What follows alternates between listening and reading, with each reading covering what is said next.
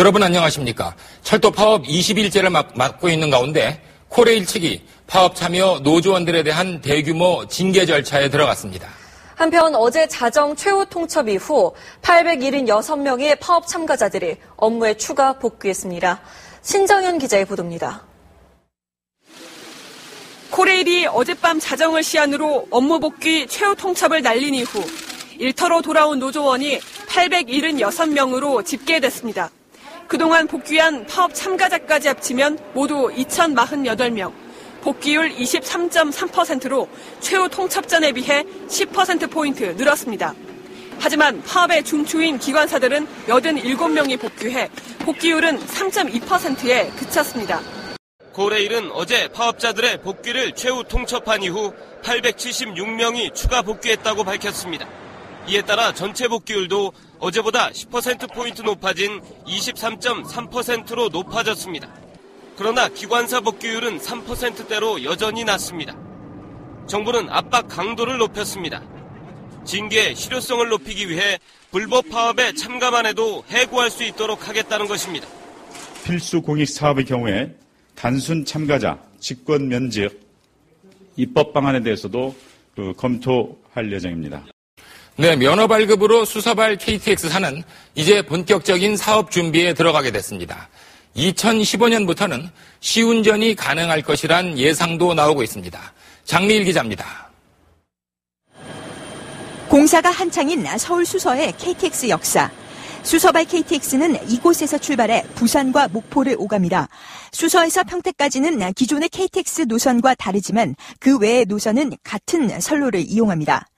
정부는 면허 발급에 따라 본격적인 법인 설립 절차에 들어가 내년 초 추가 차량을 발주하고 하반기에는 인력 채용을 시작할 계획입니다. 2015년 하반기부터는 시운전이 가능할 것으로 보고 있습니다. 2014년 하반기부터는 본격적으로 채용할 예정입니다.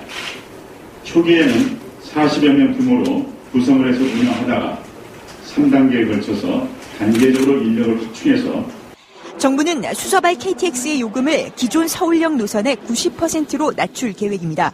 정부 검토안을 보면 경부선의 경우 거리 등을 감안해 계산한 90%의 요금은 48,000원에서 54,000원 선입니다. 동부 지역은 수서발 타게 돼 있고 서쪽은 서울역 타게 돼 있죠. 한 5,000원 더 싸다 해도 전혀 경쟁이 아니지. 정부는 수서발 KTX사의 지분 41%를 코레일이 갖고 있고 민간에 매각할 경우 면허를 취소하도록 해 민영화는 없을 거라고 강조했습니다. MBC 뉴스 장미일입니다. 그렇다면 외국의 경우는 어떨까요?